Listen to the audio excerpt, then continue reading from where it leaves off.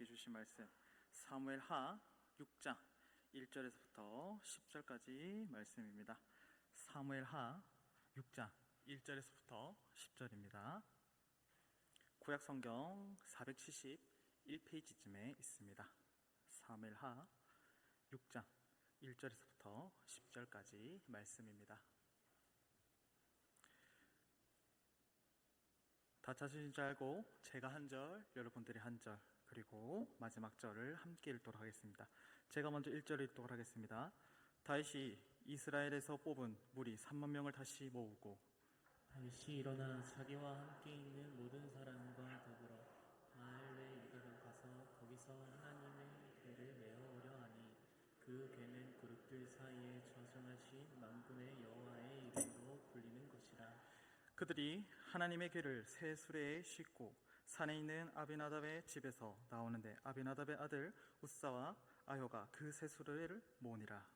그들이 산에 있는 아비나답의 집에서 하나님의 궤를 싣고 나올 때 아효는 궤 앞에서 가고 다윗과 이스라엘 온 족속은 잣나무로 만든 여러 가지 악기와 수금과 비파와 소고와 양금과 재금으로 여호와 앞에서 연주하더라. 그들이 등으로 우사가 손을 들어 하나님의 궤를 붙들었더니 여호와 하나님이 우사가 잘못함으로 말미암아 진노하사 그를 그곳에서 치시니 그가 거기 하나님의 궤 곁에서 죽으니라. 여호와께서 우사를 치심으로 다윗이 분하여 그곳을 브레스 우사라 부르니 그 이름이 오늘까지 이르니라.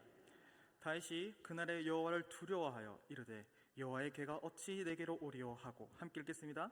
다윗이 여호와의 궤를 옮겨 다윗 성 자기에게로 메어 가기를 즐겨하지 아니하고 가드 사람 오베데돔의 집으로 메어 간지라. 아멘. 본문에 들어가기 앞서서 우리 성도님들에게 감사한 인사를 드리고 싶습니다. 저번 주와 그리고 이번 주까지 이제 중고등부 수련회를 위해서 바제회가 진행됐는데 우리 성도님들이 너무나 잘 이렇게 관심을 가져주시고 그리고 또 많이 사주셔서 거의 다 나갔습니다. 지금 쿨 바지인가요? 일명 몸빼 바지만 조금 남은 걸로 아는데 우리 청년들이 조금 사주시면 좋지 않을까 싶고요. 제가 청년부 수련회로 따라가기로 했거든요. 시다바리로 이렇게 따라가기로 했는데 조금 사주면 좋지 않을까. 제가 음향 맡기로 했는데 몸빼 바지가 얼마나 남느냐에 따라서 그날 소리가 이제 아우 사야겠죠. 네, 진담이고요. 아무튼 너무 감사하고 우리 아이들에게 우리 중고등부에게 주신 그 관심과 사랑으로 이제 또 우리 아이들 잘 먹이고 잘 놀고 그리고 또 잘 가르치고 돌아오겠습니다. 그리고 7월 달에 우리 중고등부 말고도 많은 수련회가 있습니다. 우리 주일학교도 이제 여름 성경학교가 있고 그리고 우리 제일 가까이는 청년부가 이제 수련회가 있고 그리고 우리 중고등부가 있습니다. 그렇기 때문에 우리 성도님들 계속해서 우리 다음 세대를 위해서 다음 세대 수련회를 위해서 함께 계속 기도하는 우리가 되었으면 좋겠습니다. 함께 본문 한번 살펴보겠습니다. 우리가 성경을 읽을 때 여러 가지 방법으로 성경을 읽습니다. 그 중에 하나가 이제 성경이 역사적 사실이라는 것을 인정하고 보는 것입니다. 그게 어찌 보면 우리 개혁주의 그리고 보수주의 신학의 가장 핵심적인 성경을 바라보는 관점이죠. 어떠한 부풀림이나 거짓 없이 모든 글자 하나하나가 이제 과거에 있었던 하나님의 역사라고 우리는 인정을 합니다. 근데 가만 생각해 보면 이 성경뿐만 아니라 우리나라 같으면 조선 왕정실록 그런 것 같이 세계 여러 나라의 역사를 알 수 있는 기록물들이 많이 남아 있습니다. 그렇다면 성경도 역사의 기록물이라고 이야기하고 세상에서 이야기하는 여러 기록물들도 역사라고 이야기한다면 그것의 차이가 대체 뭘까요? 그 기록물들의 차이가 가장 큰 차이는 그겁니다. 세상의 기록물들은 승자 중심으로 기록되게 되어 있습니다. 특히나 이렇게 왕이 치레하던 세대에 쓴 기록들은 대부분 승자의 중심으으로 기록되게 되어 있습니다. 예를 들어 이런 거죠. 전쟁에서 승리하거나 어떠한 반란에서 성공한 세력들이 그들의 중심대로 그들의 역사를 기록합니다. 그렇다면 반대로 패배한 나라나 세력들은 반대로 안 좋게 쓰이겠죠. 다른 말로는 세상의 기록물들은 인간 중심대로 인간이 보기 좋게 기록되었다는 뜻입니다. 근데 반대로 우리 성경은 그렇지 않죠. 뭐 전쟁에서 이겼든 졌든 세상의 관점으로 봤을 때 잘했든 못했든 하나님이 봤을 때 잘한 거면 박수 쳐주고 하나님이 봤을 때 못한 거라면 뭐 대차게 까죠. 네, 쉽게 말해서 그게 하나님의 관점으로 이제 성경에 쓰였다는 기록입니다. 근데 우리가 성경을 볼 때 특히나 여기 오후 예배 정도 오실 분들이라면 이제 성경을 좀 많이 읽었고 또 설교도 많이 들었고 어느 정도의 설교나 이제 성경의 큰 테두리를 다 알고 있습니다. 그렇게 되다 보면 우리가 성경을 볼 때 어떤 문제가 생기냐면 특히 인물을 볼 때 고정관념을 가지고 보게 됩니다. 오늘 사무엘서를 보게 되잖아요. 사무엘서를 보게 되면 대표적인 인물이 두 명이 나오죠. 왕으로. 바로 사울과 다윗이 등장하게 되는데 우리가 사울 하면 딱 떠오르는 이미지가 있을 거고 다윗 하면 딱 떠오르는 이미지가 있을 겁니다. 그렇죠? 본문을 읽기도 전에 사울은 뭐 나쁜 왕이야. 권력에 미쳐서 다윗을 죽이려고 했던 왕이라고 이미 프레임을 그 어떠한 사상을 이미 넣어놓고 시작합니다. 다윗도 그렇죠. 다윗은 선한 왕, 하나님과 동행하는 사람, 그런 프레임을 이미 가지고 들어갑니다. 근데 오늘 저와 여러분들이 말씀을 살펴볼 때 그러한 관념을 잠시 좀 내려놓고 오늘 교회를 진짜 처음 왔다는 마음으로 성경을 처음 보고 교회를 처음 보고 그리고 설교를 처음 듣는다는 마음으로 함께 오늘 말씀을 좀 들었으면 좋겠습니다. 그렇게 본다면 사울이 그렇게 나쁜 왕인가? 또 반대로 다윗이 그렇게 선하고 좋은 왕인가라는 생각이 듭니다. 첫 번째로 사울을 한번 볼까요? 사울을 아무것도 안 보고 그냥 보면요, 사울이 이렇게까지 욕을 먹을 왕인가, 비판을 받을 만한 왕인가라는 생각이 듭니다.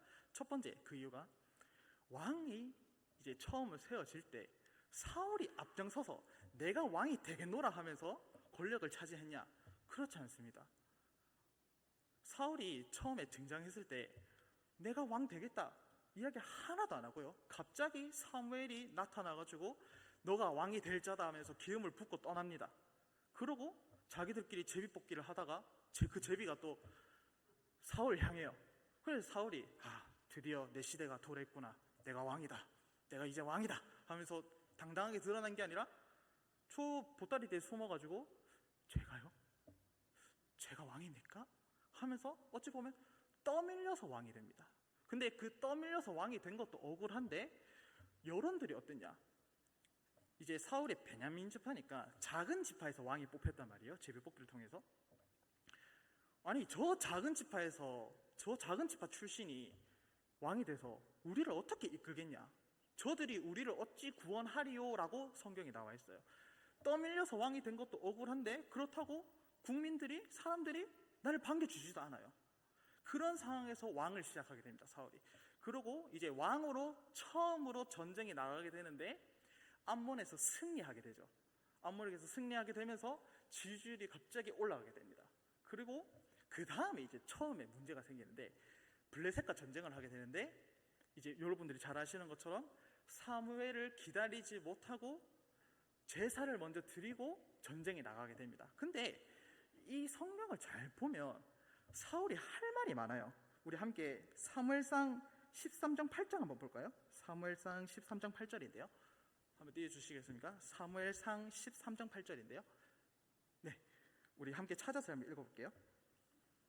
제가 실수를 안 준 것 같습니다. 사무엘상 13장 8절인데요. 네, 제가 읽어드리겠습니다. 사울은 사무엘이 정한 기한대로 이레 동안을 기다렸으나 사무엘이 길갈로 오지 아니하매 백성이 사울에게서 흩어지는지라. 자, 사울이 안 기다린 것도 아니에요. 병사들이 싸웁시다, 전하, 싸웁시다 하는데 기다려라, 기다려라, 그래도 기다려라, 사무엘이 일주일 뒤에 온단다, 기다려라 하는데 사무엘이 일주일 동안 뭐 차가 막혔는지 화장실을 갔는지 모르겠는데 늦었어요. 그러니까 끝에 보시면 백성이 사무엘에게서 흩어지는지라. 여러분, 전쟁은 1분 1초가 판도가 바뀌는 시간입니다. 어떠한 판단을 내리고 어떠한 작전을 펼쳐야 되는 게 전쟁인데 일주일 동안 기다렸으면 많이 기다린 거 아닙니까? 그리고 사무엘이 제 시간에 온 것도 아니고 사무엘이 늦었어요. 그런 상황 가운데에 백성들의 사기는 점점점 떨어지고 전화 뭐 하는 거 보는데 일주일 동안 그냥 눈만 껌뻑껌뻑거리고 있으니 사울이 답답하지 않겠어요? 그래서 제사를 먼저 지내고 전쟁에 나갑니다. 이게 그렇게 잘못된 내용입니까? 그냥 이 본문만 봤을 때는 저는 그렇게 생각하지 않아요. 자, 그 다음 문제 15장에서 저번 설교 때 이야기한 건데 15장에서 아말렉을 완전히 진멸하지 않는 사건이 터집니다. 하나님께서 헤렘을 선포했는데 이제 다 안 없애고 보기에 좋은 것들, 어쩌면 승리의 전쟁의 전리품들을 야금야금 챙겨왔죠. 근데 그것도 한번 그냥 하나님의 관점 이런 거 잠시 내려놓고 전쟁에 승리했으니까 뭐 포로든 뭐 귀금속이든 이런 것도 들고 오는 거 당연한 거 아닙니까? 이 당시 세대 때. 자, 그리고 이제 사울은 그 뒤로 다윗을 쫓는 삶을 살다가 끝이 나게 되는데, 우리가 봤을 때는 다윗이 왕이 되는 게 당연하게 생각합니다. 근데 가만히 생각해보면 다윗이 왕이 되는 거는 거의 불가능합니다. 이 시대 때. 왜냐? 사울과 혈연적 연대관계가 전혀 없어요. 우리 조선 왕족실록을 한번 보면 전주 이씨가 왕이 되잖아요. 전주 이씨가 왕이 되는데 뭐 궁궐에서 뭐 왕자의 난이 있든 뭐 왕을 쫓아냈든 뭐 어쨌든 간에 전주 이씨 피가 조금이라도 튀긴 남자를 왕으로 세웁니다. 하물며 강화도에서 남욱군하고 있는 철종도 데려와서 왕을 시키는데 그만큼 혈연 유대관계가 굉장히 중요했단 말이에요. 왕을 세울 때. 그렇다면 왕조가 바뀔 때가 언제냐? 나라가 망했거나 혹은 쿠데타를 일으켜서 왕족을 아예 멸하여서 새로운 왕이 세워지지 않는 이상 새로운 왕조가 세워지는 건 불가능합니다. 자, 근데 사울이 이야기를 들었습니다.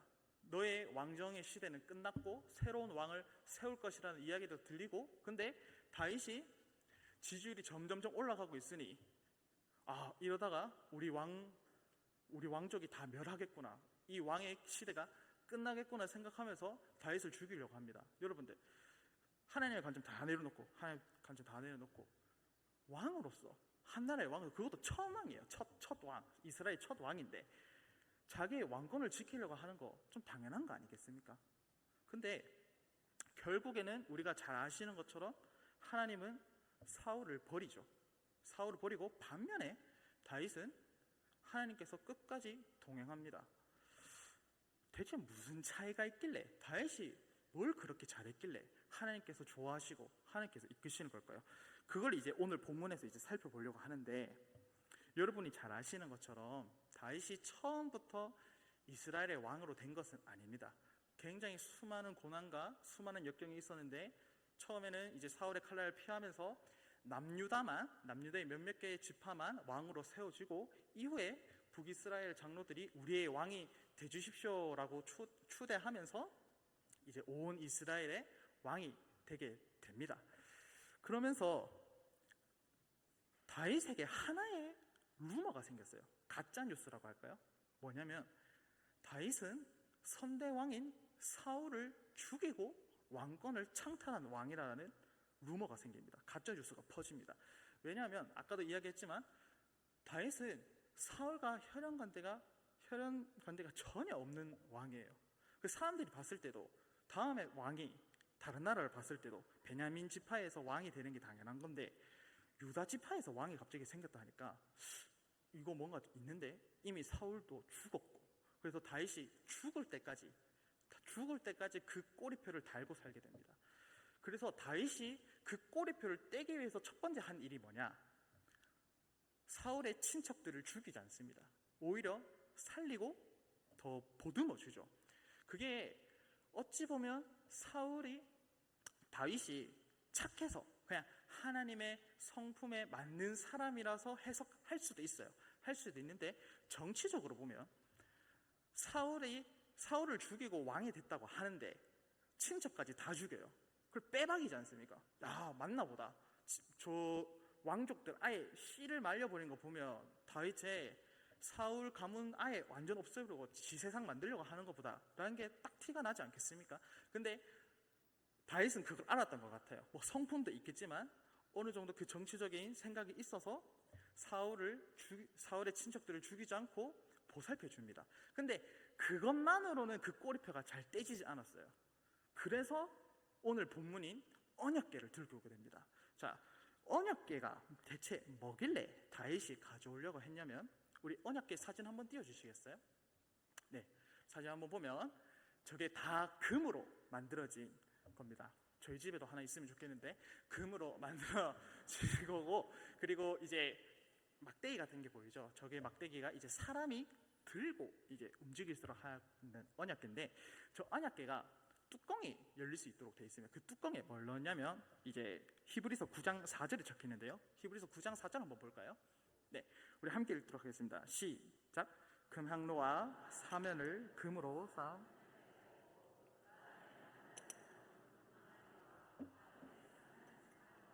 언약의 돌판들이 있고, 네, 맞습니다. 뭐가 들어있다고 나와 있죠?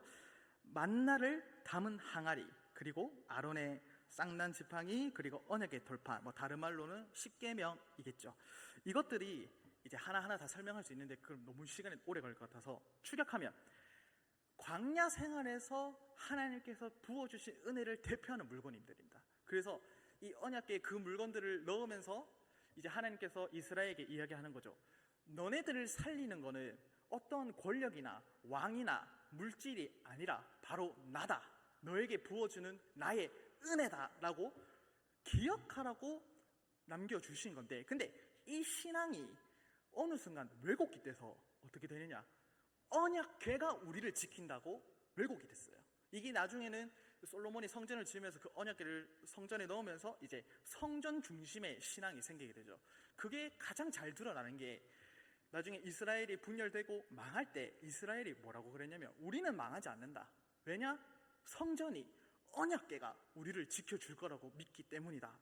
완전 이상한 사상이죠. 하나님의 말씀과 은혜가 그들을 지켜주는 건데, 그걸 다 떠나서 이 언약궤가 우리에게 있으니까 하나님이 우리를 지켜주신다라고 이상한 신앙을 가지게 됩니다. 어찌 보면 이 신앙은 온 땅을 통치하는 하나님의 영광을, 범위를 언약궤 혹은 성전에 축소시키는 행위죠.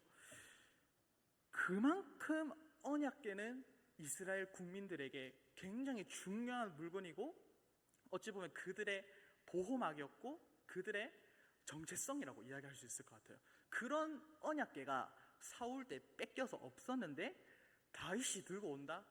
야, 이거는 왕으로서 할 수 있는 최고의 퍼포먼스죠. 근데 우리 또 다윗이 왕하기 전에 하나님 나라도 예체능 출신 아니겠습니까? 이제 음악도 하시고 뭐 군대도 다녀오시니까, 자, 언약궤 들고 오는 이거를 그냥 단순하게 들고 오는 게 아니라 온 국민들이 다 볼 수 있도록 축제를 만듭니다. 자, 1절에 보면 얼마나 준비를 잘했는지, 3만 명을 뽑고 모든 사람들이 악기를 들고 연주를 한다. 엄청난 축제죠. 여러분, 3만 명이 악기를 두고 축제를 했대요. 제가 2년 전쯤인가 대구 중앙교회에 가서 스태프를 잠깐 한 적이 있어요. 거기에 이제 100주년 기념 음악회를 한다 해서 제가 거기 잠깐 스태프를 간 적이 있는데, 그날 악기가 뭐였냐면 전자악기 하나도 없고 전부 오케스트라에 몇백 명이 오케스트라를 하고, 그리고 몇백 명이 소리 낼 수 있는 사람 다 모은 것 같아요. 성가대를 하는데 찬송가를 딱 시작하는데, 와, 제가 처음으로 소리에 압도된다는 느낌을 처음 들었어요.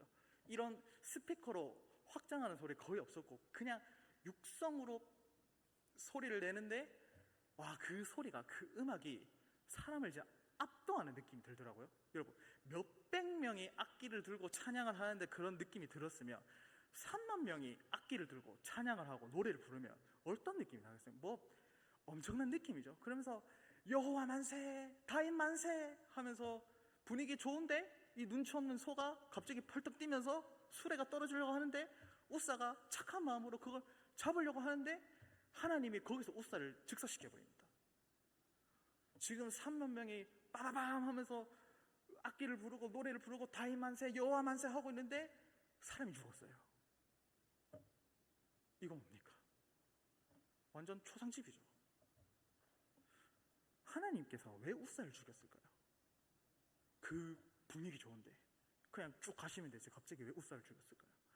이게 사람마다, 목사님마다도 의견이 다르고 학자마다도 의견이 좀 다른데 제일 유력한 의견이 뭐냐면, 이제 언약궤를 옮길 때 레위인들이 아까 보시는 것처럼 어깨에 짊어지고 옮겨야 되는데, 이제 블레셋의 방식으로 수레로 옮겨서 하나님이 마음에 안 들어서 우사를 죽였다고 하는 게 가장 많이 하는 주장인데, 뭐 이 주장도 저는 맞다고 생각하는데 저는 조금 반대하는 입장이, 왜냐면 사울의 칼날을 피해서 다윗이 도망갈 때 제사장만 먹을 수 있는 진설병을 다윗이 먹어요.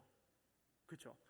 자, 말 그대로 율법을 안 지켜서, 하나님의 말씀을 그 하나 안 지켜서 하나님이 화가 나가지고 우사를 죽였다고 하면 다윗도 그때 진설병 먹었을 때 죽었어야 돼요. 그렇죠? 왕이 되면 안 되는 사람이에요.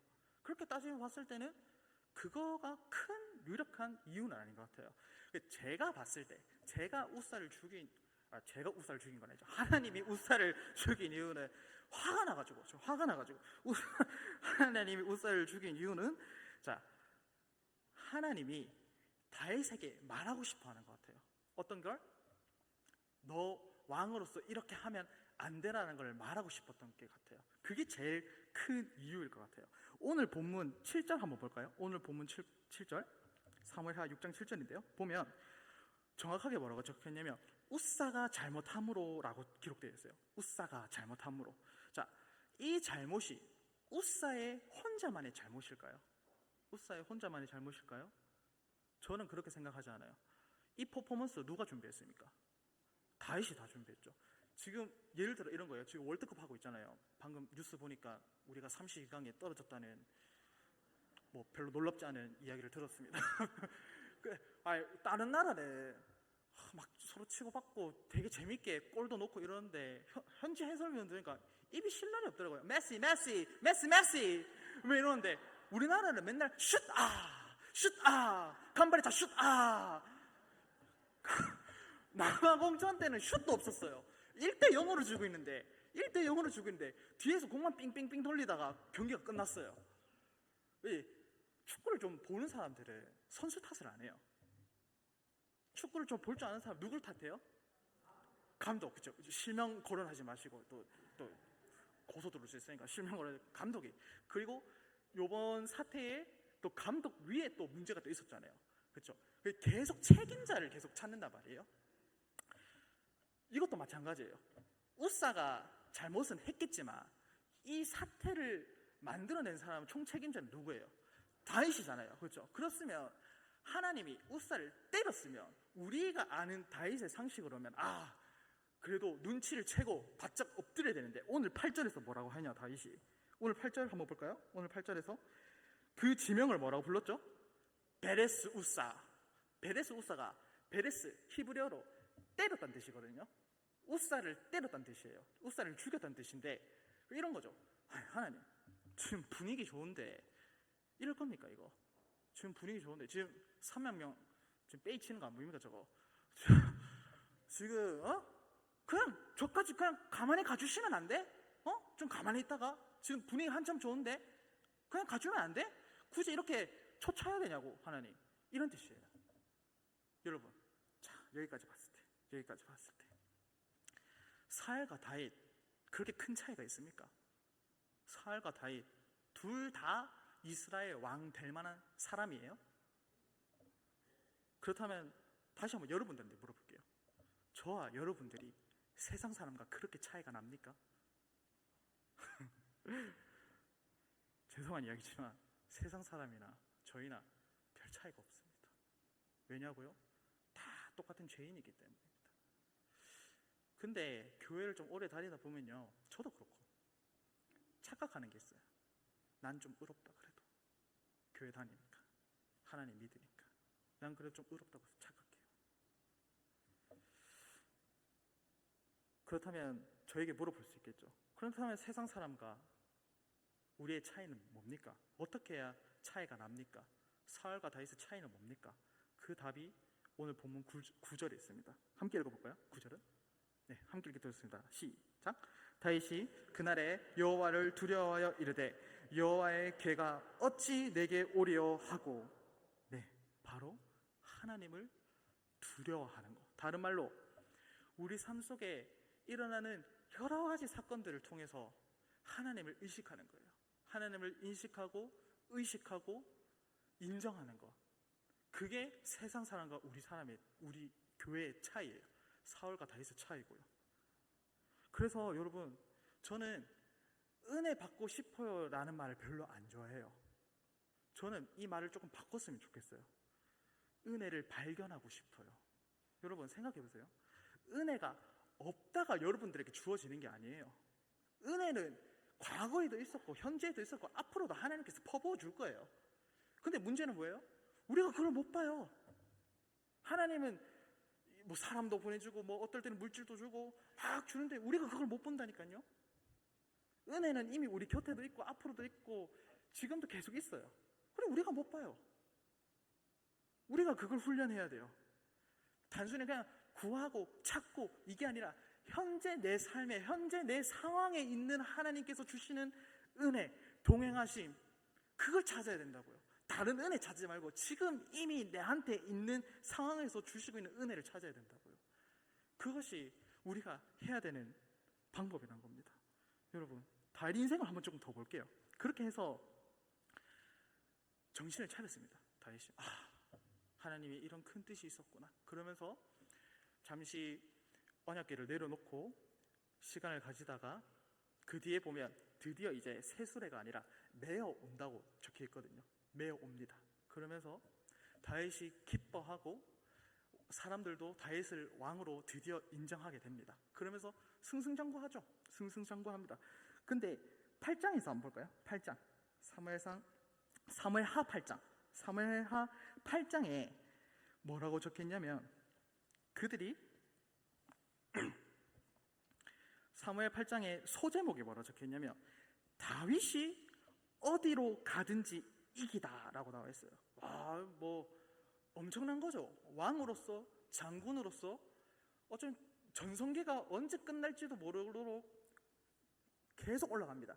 그렇게 쭉쭉쭉 가고 있다가 11장에 그 사건이 터집니다. 뭐죠? 바세바 사건이 터져요. 우리 바세바 사건 한번 볼까요? 11장 1장 한번 살펴보면 좋겠습니다. 제가 읽어드릴게요. 그 해가 돌아와 왕들이 출전할 때가 되매, 성경은 정확하게 왕들이 전쟁에 나갈 때가 됐다고 이야기하는데 끝에 보면 다윗은 예루살렘에 그대로 있더라.